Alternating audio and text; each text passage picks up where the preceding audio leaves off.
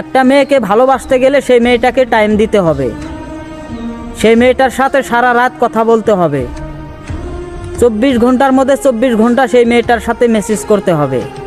এটাই কি ভালোবাসা? না, এটা ভালোবাসা না। একটা ছেলে জানে টাইমের মূল্যটা কি। তোমারে ভালোবাসছিলাম বলে যে 24 ঘন্টায় তোমার টাইম দিতে হবে, আর এই টাইমটা যদি তোমারে না দেই তুমি আমার সাথে থাকবা না, এটা কোনো কথা না।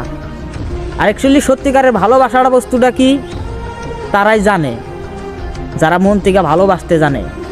আজকে তোমারে টাইম দিতে পারি না দেখে তুমি আমার সাথে রিলেশন ভাঙ্গা দিছাও, ভালোবাসা বস্তুটা এমন না। কারণ একটা ছেলে জানে টাইম বস্তুটা কি। অ্যাকচুয়ালি ভালোবাসা বস্তুটা এরকম না।